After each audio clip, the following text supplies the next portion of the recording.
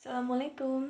Hari ini kita akan mempelajari pencatatan transaksi istisna yang dilakukan Lembaga Keuangan Syariah atau Koperasi Syariah sesuai PSAK 104.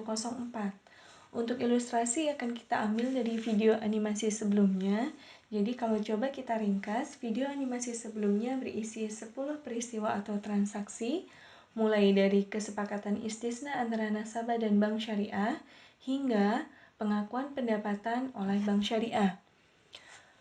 Karena istisna adalah transaksi jual beli, maka harus jelas benar nih siapa penjual, pembeli, atau pihak ketiga jika memang menggunakan pihak ketiga. Dari video animasi sebelumnya, kita bisa mengidentifikasi bahwa pembelinya adalah nasabah, penjualnya adalah bank syariah, dan pihak ketiganya adalah kontraktor.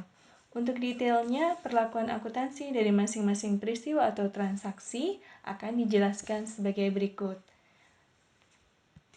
Penjabaran akuntansi akan lebih konsen ke akuntansi dari bank syariah, sesuai dengan amanat PSAK 104. Nah, untuk transaksi yang pertama, kesepakatan istisna antara nasabah dan bank syariah. Akuntansinya kita lakukan secara off balance sheet. Artinya, aktiva maupun kewajiban yang timbul dari peristiwa ini tidak akan masuk ke dalam neraca bank syariah. Untuk transaksi yang kedua, nasabah menyerahkan uang muka ke bank syariah, berarti ada aliran dana masuk ke bank syariah, sehingga kita bisa mendebetkan kas dan mengkreditkan uang muka istisna.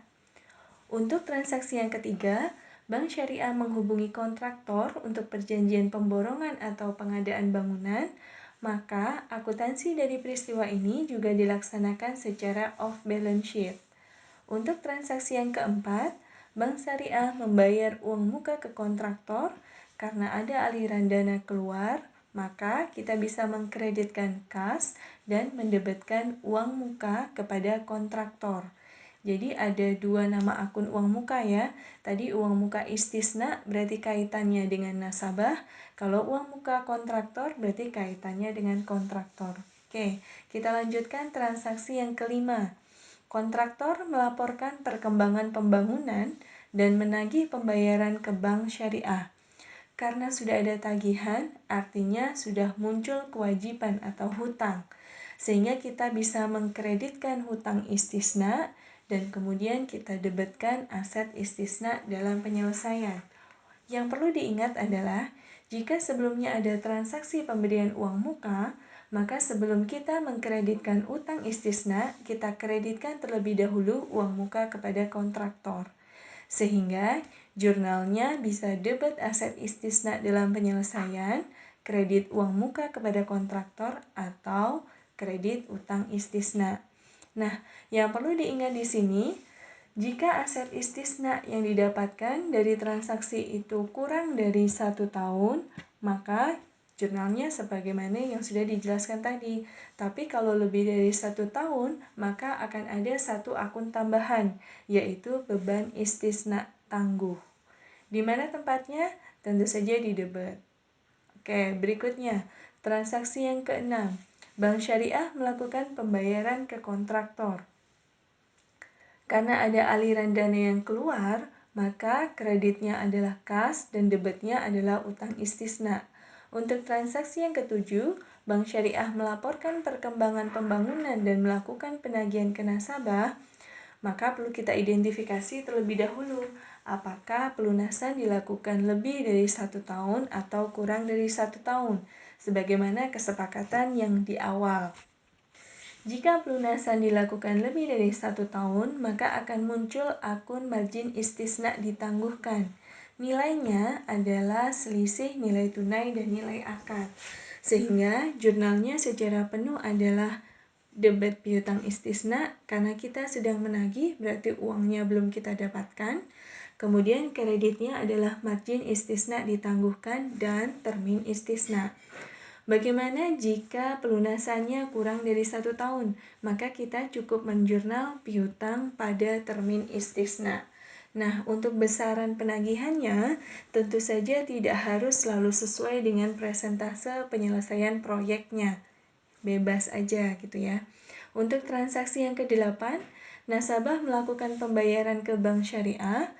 Karena transaksi ini adalah lanjutan dari transaksi yang ketujuh, maka kita perlu identifikasi juga adakah akun margin istisna ditangguhkan.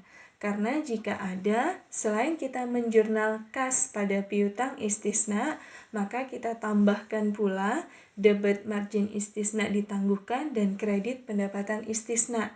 Bagaimana jika tidak ada? Artinya pelunasan dilakukan kurang dari 1 tahun. Maka kita cukup menjurnal kas pada piutang istisna. Untuk transaksi yang ke-9, Bank Syariah menyerahkan barang ke nasabah. Karena barang sudah diserahkan, aset sudah diberikan, maka kita bisa mengkreditkan aset istisna dalam penyelesaian dan debitnya adalah termin istisna. Untuk transaksi yang ke-10, Bank Syariah mengakui pendapatan, maka pengakuan pendapatan ini bisa menggunakan 2 metode, presentase penyelesaian atau akad selesai. Metode presentase penyelesaian hanya bisa digunakan jika Bank Syariah bisa mengestimasi presentase penyelesaian akad dan biaya untuk menyelesaikan proyek pada akhir periode laporan keuangan. Jika tidak, berarti Bank Syariah harus menggunakan metode akad selesai.